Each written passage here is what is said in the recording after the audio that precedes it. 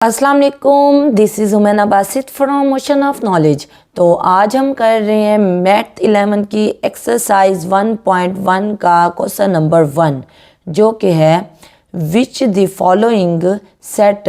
ये सेट दिए हुए हैं क्वेश्चन नंबर 1 के, टोटल 1 से लेके 4th पार्ट दिए हुए हैं और पूछा हुआ है कि इन पार्ट्स में से, इन 4 पार्ट्स में से कौन से sets have closure property with respect to addition and multiplication.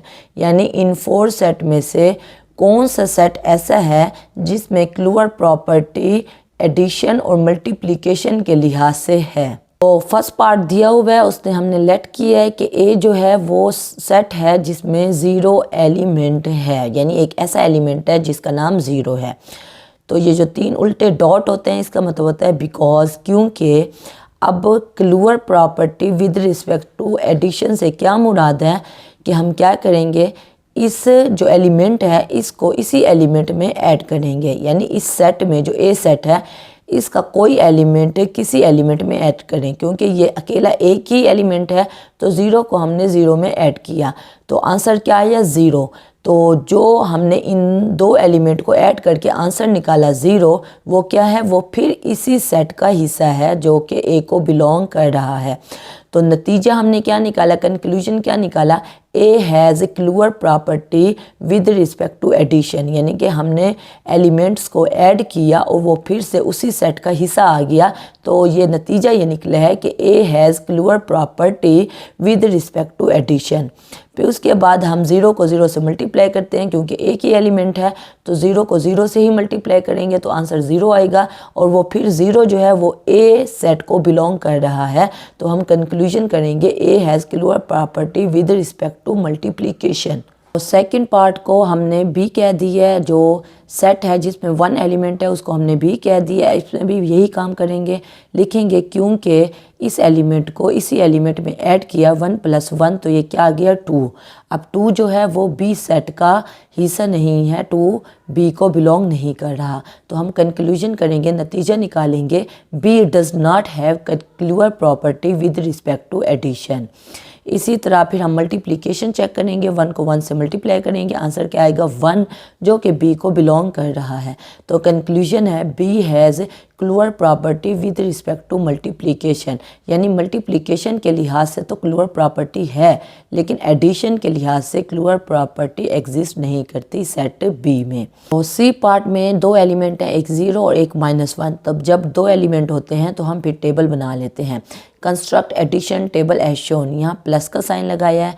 0 - 1 जो 2 एलिमेंट हैं वो हॉरिजॉन्टल भी लिख लिए, 0 - 1 2 एलिमेंट वर्टिकल भी लिख लिए। अब 0 को 0 में ऐड करेंगे तो क्या आ जाएगा 0, 0 को -1 में ऐड करेंगे तो आंसर -1। इसी तरह -1 को 0 में ऐड करेंगे तो आंसर -1, -1 को -1 में करेंगे तो वो क्या बनता है -2। अब जब हमने इस टेबल में देखा तो 0 तो सेट सी को बिलोंग करता है, -1 भी बिलोंग करता है, -1 भी बिलोंग करता है, लेकिन ये जो -2 है ये बिलोंग नहीं करता। तो इसलिए हमने लिखा फ्रॉम द टेबल से इट इज़ क्लियर डैट, ये क्लियर है कि -2 जो है वो सी सेट को बिलोंग नहीं करता। कंक्लूजन जो है वो है C does not have closure property with respect to addition. Addition के लिहाज से क्लूअर प्रॉपर्टी नहीं है। फिर अब हम क्या करेंगे, हम अब मल्टीप्लिकेशन के लिहाज से करेंगे। यहाँ पहले प्लस है तो अब यहाँ मल्टीप्लाई आ जाएगा। तो 0 - 1 हमने दोनों एलिमेंट लिख लिए, 0 - 1 दोनों एलिमेंट लिख लिए। अब 0 को 0 से बिलोंग मल्टीप्लाई करेंगे तो आंसर 0, 0 को -1 से तो आंसर 0, -1 को 0 से मल्टीप्लाई करेंगे तो आंसर 0, -1 को -1 से मल्टीप्लाई करेंगे तो ये +1। अब ये 3 एलिमेंट तो सेट सी को बिलोंग कर रहे हैं, लेकिन वो -1 बिलोंग कर रहा है और ये +1 है।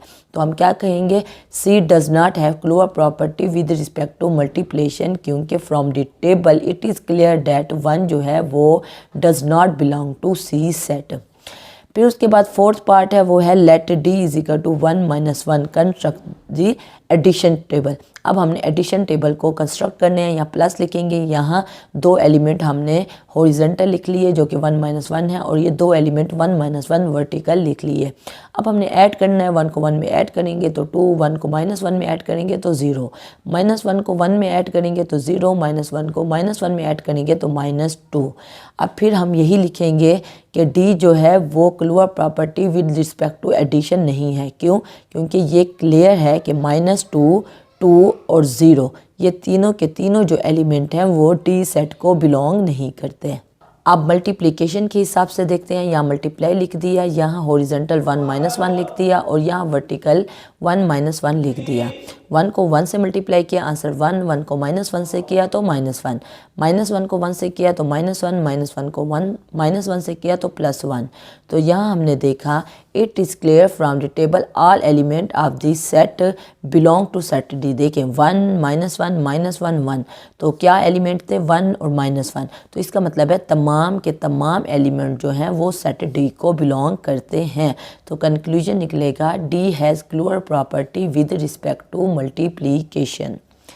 कोई कन्फ्यूजन हो, कोई मसला हो, कोई बात समझ ना आई हो, आप नीचे कमेंट में पूछना, मैं इंशाल्लाह कमेंट बॉक्स में उसका डेफिनेटली जवाब दे दूँगी। तो अपना ख्याल रखिएगा। ओके, फिर अल्लाह हाफिज़।